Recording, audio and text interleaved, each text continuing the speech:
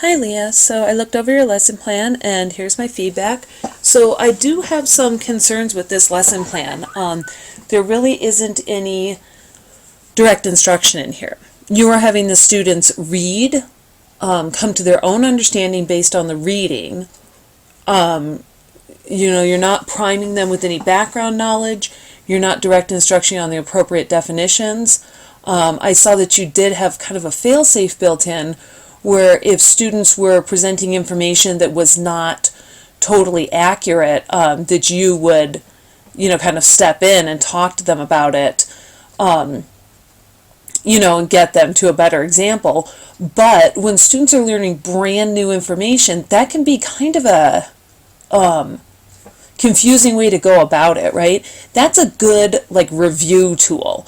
So we've already talked about this, we've already experienced this, we've already learned about it. Now we want to deepen your knowledge by having you read and present examples. Because if a class, if a particular person in class doesn't quite understand the reading, and then misrepresents the information and therefore misrepresents the example, then the first touch that the students have with the information could be incorrect. And that's a hard thing to deal with, because then you have to unteach and reteach. And so it's not only hard on the students, but it might be hard on you too. So I like that you have these really definable objectives on the board, okay? Very measurable. And I love the hook that you have, right? Because they've all been there, they know. And I love the fact that you say, that you don't want to sit up there and talk to them. But I wonder if there couldn't be a piece in between these two right here, from your hook to your guided practice. Because your guided practice is really an assessment of reading comprehension, not a tool for new information. So, if you could have a kid, right, okay, lay out, what are the things that you said to your parents, right? What was it that you wanted to do? Okay, I wanted a later curfew.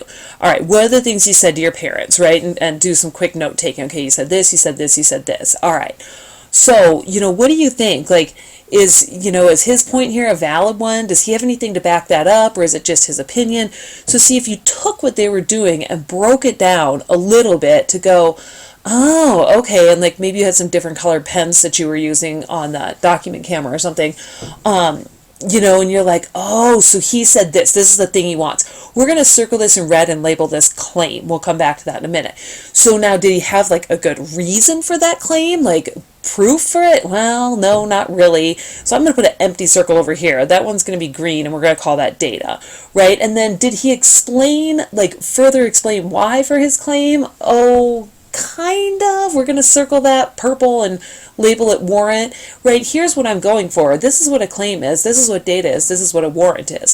So that way, you go from the hook into the analysis of the hook, give them the terms with the correct definitions the first time, and then have them do something like this, right? So that they already have a general sense of what they should be listening for.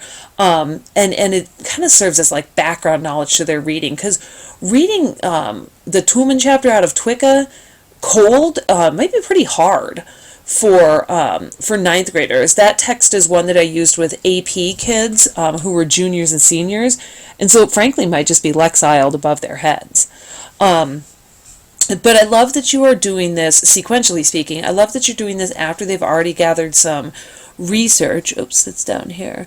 After they've already gathered some research on their idea, so now that they can move forth and write a claim, data, and warrant.